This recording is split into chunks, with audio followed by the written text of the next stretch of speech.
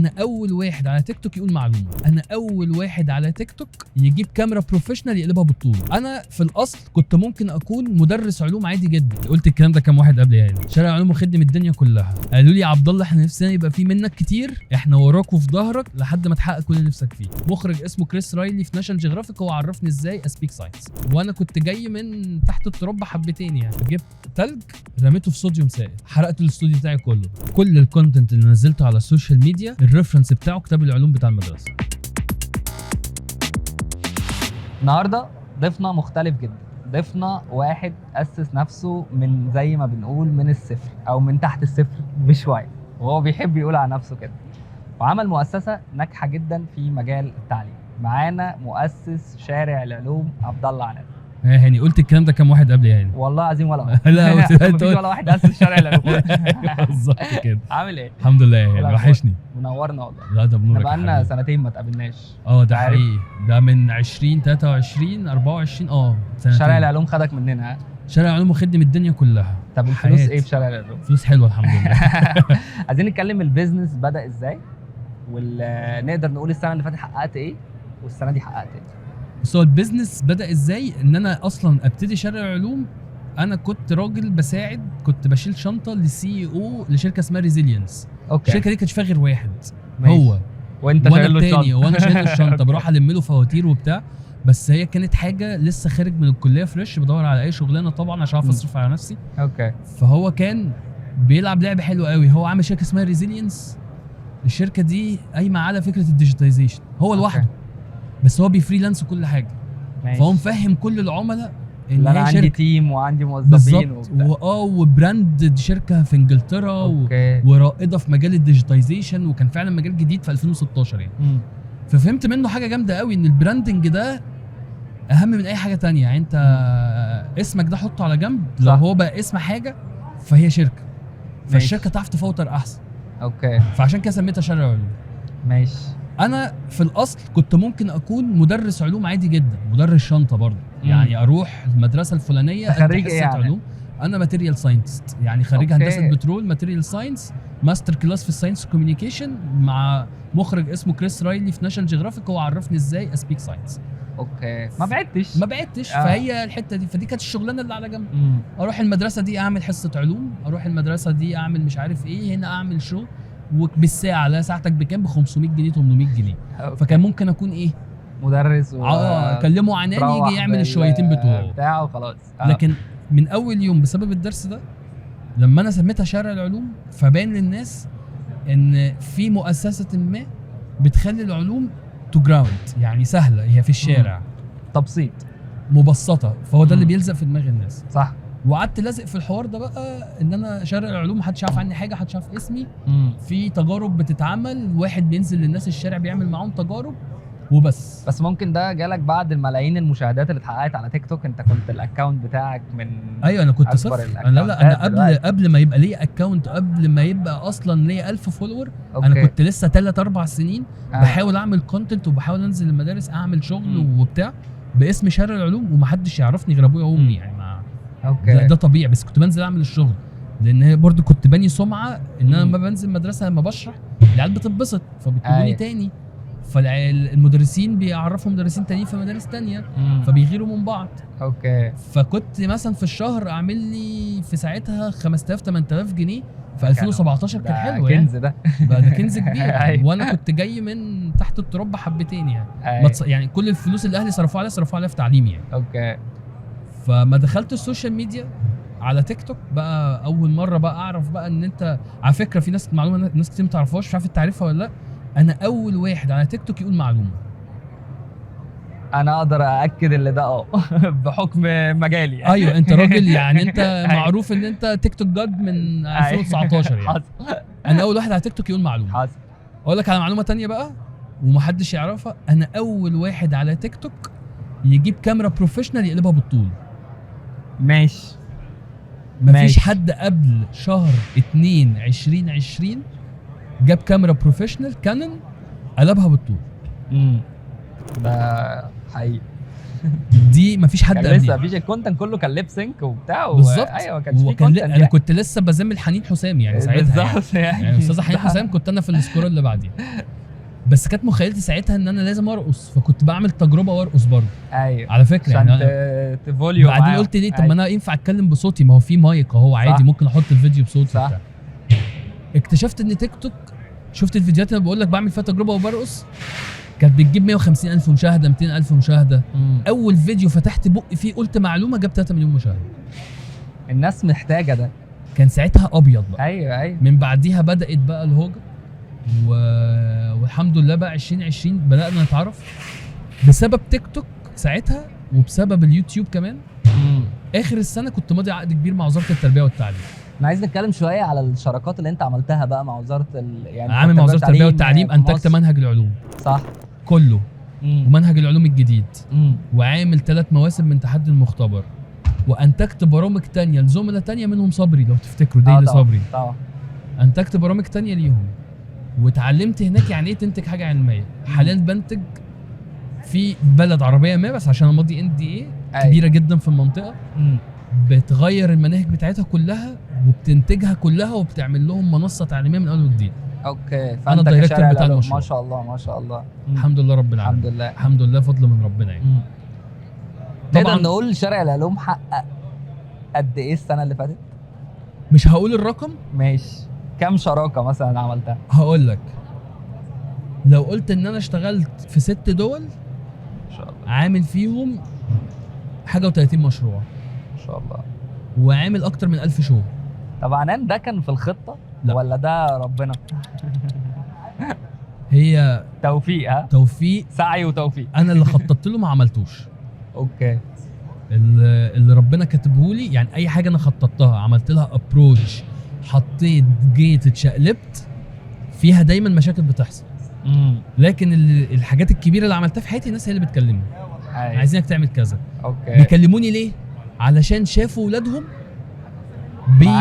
بيتفرجوا عليا ومتابعيني ويعني ميتين فيا ده بيعمل ايه ده في مجال التعليم. فتلاقي حد مسؤول عن التعليم في دولة ما هاتولي ده هاتولي حرفيا هاتولي أيوة ده صح ومصدق فيا وواثق فيا وكله بفضل ايه اخطر ربنا. تجربة عملتها؟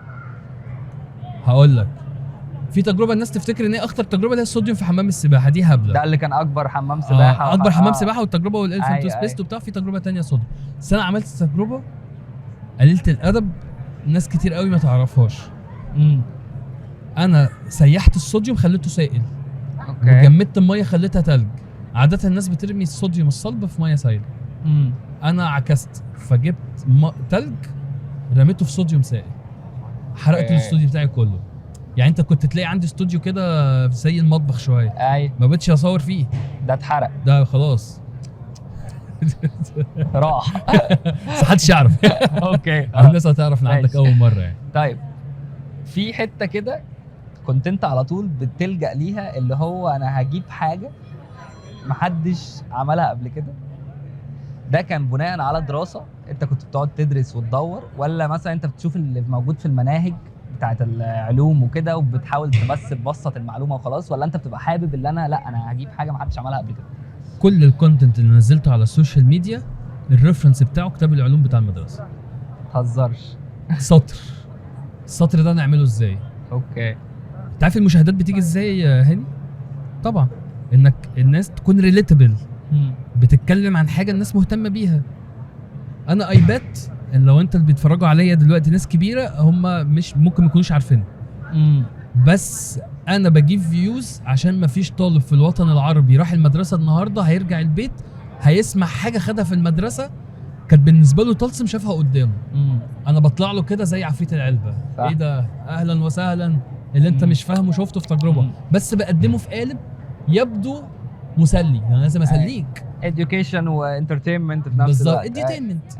فهو المنهج كل التجارب بتاعتي بلا استثناء من مناهج العلوم سنه 4 ابتدائي لحد 3 اعدادي ما خرجتش عنهم. حاسس الذكاء الاصطناعي ممكن ياخد من شارع العلوم؟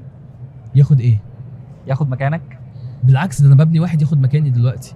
اوكي. يعني انا بحاول اعمل جيم ميز كبيره كده منهج قسمته لخريطه الخريطه ماشي. دي مليانه تجارب وجيمز وريدلز ومسابقات وقصص وبتاع، بس علشان تعديها لازم تكون عارف معلومه. يعني انا وانت دخلنا نلعب قصاد بعض، بتلعب جيمز، بلعب جيمز تمام، فاحنا بس انا كاندي كراش ايوه ما بتحبش الالعاب اللي هي مثلا انت تخش تنافس حد، لا تخش تتسابقوا وتخش تعملوا يعني نيد فور سبيد بقى ايوه بالظبط، ماشي. حاجه زي كده. في على فكره في مثلا هم بيدرسوا الازاحه والمسافه والسرعه، ماشي. عامل لهم لعبه زي نيد فور سبيد. اوكي مش فاكر انجري بيردز؟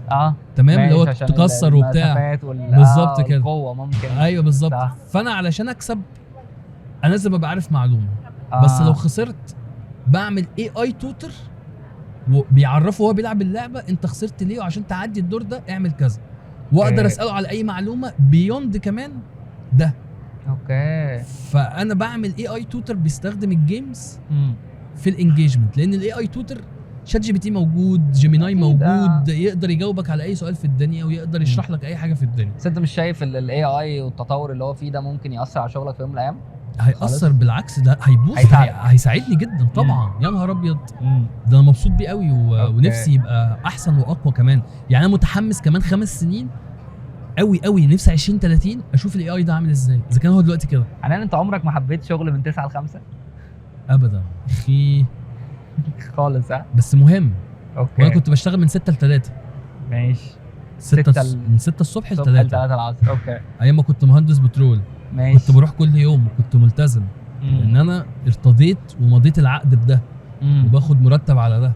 ايوه. فبعمل كل اللي ربنا يقدرنا عليه ان انا اكون احسن حد بيعمل ده. فاتس ديسيبلين، يعني هو لازم تعمل ده.